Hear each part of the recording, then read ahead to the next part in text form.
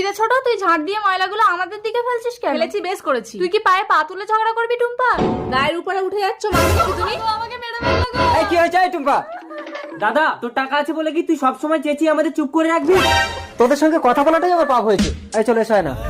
রাজু, তোমার দাদার মাছের ফিশারি আছে বলে এত টাকা। এই নাও, এই কেরোসিন তেলটা নিয়ে গিয়ে ফিশারিতে ঢেলে দাও। ঠিক বলেছো, তাহলে দাদার ফিশারি সব মাছ মরে যাবে।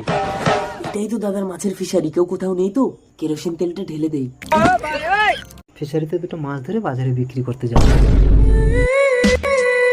এ কি, আমার ফিশারির সব মাছগুলো মরলো কি করে? এ তো কেরোসিন। স্বামী, আমাদের ফিশারির সব মাছ মরলো কি করে? আয় না, কি আমাদের ফিশারিতে কেরোসিন তেল ঢেলে দিয়েছে। মহাজনের কাছ থেকে 1 লাখ টাকা ধার নিয়ে আমি মাছ চাষ করেছিলাম, বলেছিলাম মাছ বিক্রি করে সব টাকা দিয়ে দেবো। এখন আমি কি করে দেবো? ওগো চল।